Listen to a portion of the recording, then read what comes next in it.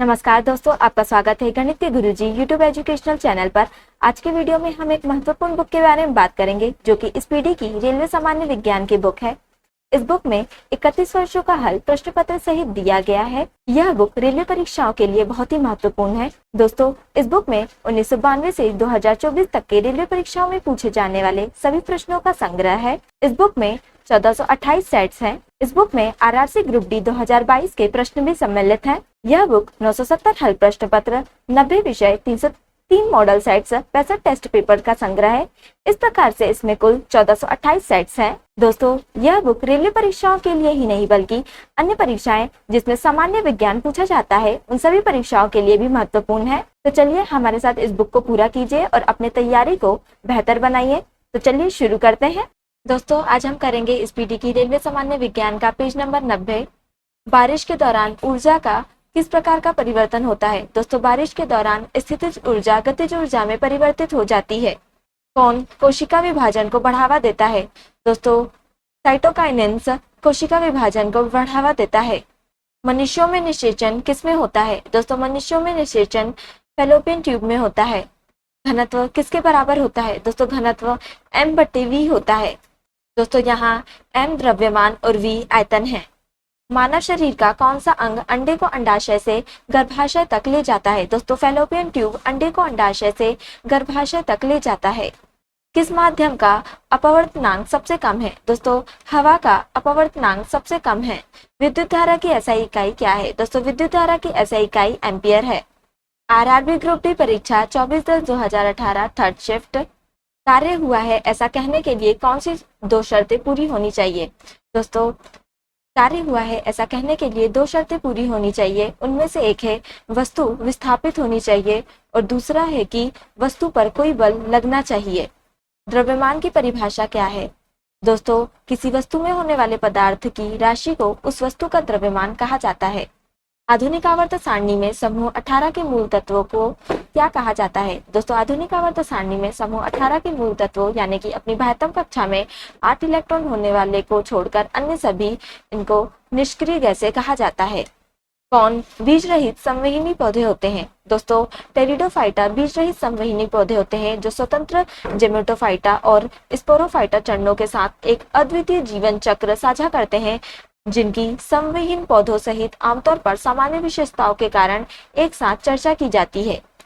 पुरुषों में वृषण कोश शरीर के बाहर क्यों होता है। पुरुषों में वृषण कोश शरीर के बाहर होता है क्योंकि शुक्राणु निर्माण के लिए सामान्य शरीर के तापमान की तुलना में कम तापमान की आवश्यकता होती है। एक अम्ल और क्षार के बीच अभिक्रिया के परिणाम स्वरूप क्या उत्पन्न होता है। दोस्तों, एक अम्ल और क्षार के बीच अभिक्रिया के परिणाम स्वरूप लवण और जल उत्पन्न होता है। शुक्राणुओं का निर्माण किसमें होता है। दोस्तों, शुक्राणुओं का निर्माण वृषण में होता है। सौर कुकर के अंदर का रंग क्या होता है। दोस्तों, सौर कुकर के अंदर का रंग काला होता है। जी की इकाई त्वरण की इकाई के समान होती है, इसकी इकाई क्या है। दोस्तों, जी की इकाई त्वरण की इकाई के समान होती है, इसकी इकाई मीटर प्रति वर्ग सेकंड है। कौन रंध्रों के बंद होने और पत्तियों के गिरने में मदद करता है। दोस्तों, एब्सिसिक अम्ल रंध्रों के बंद होने और पत्तियों के गिरने में मदद करता है। कार्बन डाइऑक्साइड का सापेक्ष आणविक द्रव्यमान क्या है। दोस्तों, कार्बन डाइऑक्साइड का सापेक्ष आणविक द्रव्यमान 44 म्यू है। किस समूह से संबंधित पशुओं में जुड़े हुए पैर होते हैं। दोस्तों, आर्थ्रोपोडा समूह से संबंधित पशुओं में जुड़े हुए पैर होते हैं। मांसपेशियों को हड्डियों से कौन जोड़ता है। दोस्तों, टेंडन यानी कि कंडरा मांसपेशियों को हड्डियों से जोड़ता है। जब प्रकाश विरल माध्यम से सघन माध्यम में प्रवेश करता है तो क्या होता है। दोस्तों, जब प्रकाश विरल माध्यम से सघन माध्यम में प्रवेश करता है तो वह धीमा हो जाता है तथा नॉर्मल की ओर झुकता है। आरआरबी ग्रुप डी परीक्षा 25/10/2018 सेकंड शिफ्ट किसी वस्तु का प्रतिबिंब उसके वास्तविक आकार का प्राप्त करने के लिए वस्तु को उत्तल लेंस के सामने कहाँ रखना चाहिए। दोस्तों, उसे 2f1 पर रखा जाना चाहिए। मिट्टी के बर्तन में रखा जल गर्मियों में भी किसके कारण ठंडा रहता है। दोस्तों, मिट्टी के बर्तन में रखा जल गर्मियों में भी वाष्पन के कारण ठंडा रहता है।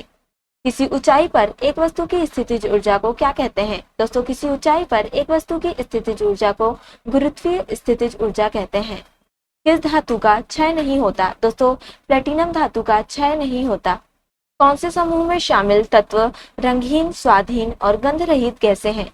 दोस्तों, शून्य समूह में शामिल तत्व रंगहीन, स्वादहीन और गंध रहित गैसें हैं। सबसे तन्य धातु कौन सा है? दोस्तों सबसे तन्य धातु Au यानी कि सोना है। लार में कौन सा एंजाइम होता है? दोस्तों लार में एमाइलेज एंजाइम होता है। सल्फर की परमाणुता क्या है? दोस्तों सल्फर की परमाणुता बहुपरमाणुक है। आधुनिक आवर्त सारणी के किस समूह में 286 के इलेक्ट्रॉनिक विन्यास वाला एक तत्व रखा गया है? दोस्तों समूह 16 में 286 के इलेक्ट्रॉनिक विन्यास वाला एक तत्व रखा गया है। इलेक्ट्रिक बल्ब के फिलामेंट के लिए विशेष रूप से प्रयोग होने वाली धातु का नाम क्या है? दोस्तों उस धातु का नाम टंगस्टन है। मोटर गाड़ी का ओडोमीटर क्या मापता है? दोस्तों मोटर गाड़ी का ओडोमीटर दूरी मापता है। पौधों में जल वाष्प के रूप में जल की हानि को क्या कहा जाता है? दोस्तों वाष्पोत्सर्जन कहा जाता है। टेरिडोफाइटा समूह के पौधों में क्या नहीं होता है? दोस्तों टेरिडोफाइटा समूह के पौधों में पुष्प नहीं होता है।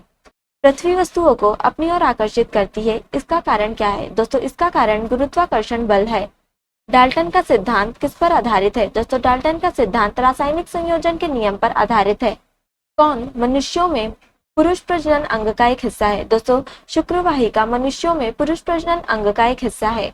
वह कौन सा ठोस पदार्थ है जिसका सामान्य नाम शुष्क बर्फ है? दोस्तों CO2 वह ठोस पदार्थ है जिसका सामान्य नाम शुष्क बर्फ है। आरआरबी ग्रुप डी परीक्षा 26/10/2018 सेकेंड शिफ्ट। किस पॉलीमर का उपयोग फर्श की टाइल बनाने में किया जाता है? दोस्तों पॉलीविनाइल क्लोराइड का उपयोग फर्श की टाइल बनाने में किया जाता है। आवर्त सारणी में कौन सा समूह शून्य समूह के रूप में भी जाना जाता है? दोस्तों समूह 18 को शून्य समूह के रूप में भी जाना जाता है। धातुओं के ऑक्साइड जैसी अशुद्धता युक्त धातुओं के शुद्धिकरण के लिए कौन सी प्रक्रिया प्रयुक्त की जाती है? दोस्तों पॉलिंग प्रक्रिया प्रयुक्त की जाती है। किसने वंशानुक्रम के नियमों का प्रतिपादित किया था? दोस्तों ग्रेगरी मेंडल ने वंशानुक्रम के नियमों का प्रतिपादित किया था। जैविक विकास को किस तौर पर परिभाषित किया गया है? दोस्तों जैविक विकास को प्राकृतिक चयन के तौर पर परिभाषित किया गया है। पानी के 5 अणुओं का द्रव्यमान क्या है? दोस्तों पानी के 5 अणुओं का द्रव्यमान 90 यूनिट है। सल्फर की परमाणुविकता क्या है? दोस्तों सल्फर की परमाणुविकता बहुपरमाणुक है। किसमें ऑक्सीकरण और अपचयन दोनों होते हैं? दोस्तों रेडॉक्स अभिक्रिया में ऑक्सीकरण और अपचयन दोनों होते हैं। लैक्टिक अम्ल किसमें सबसे तेजी से ग्लाइकोजन में परिवर्तित होता है? दोस्तों लैक्टिक अम्ल यकृत में सबसे तेजी से ग्लाइकोजन में परिवर्तित होता है। दोस्तों आज के लिए इतना ही। अगर आपने हमारे चैनल को अभी तक सब्सक्राइब नहीं किया है तो इसे सब्सक्राइब कर लें ताकि आप हमारे आने वाले वीडियो से अप टू डेट रहें। अगर आपको ये वीडियो पसंद आई हो तो इसे लाइक करें और अपने दोस्तों के साथ शेयर करें। अगर आप इन प्रश्नों की PDF चाहते हैं तो आप हमारे टेलीग्राम चैनल को ज्वाइन कर सकते हैं। टेलीग्राम चैनल की लिंक आपको डिस्क्रिप्शन में मिल जाएगी। अब हम आपसे अगले वीडियो में मिलेंगे, तब तक के लिए धन्यवाद।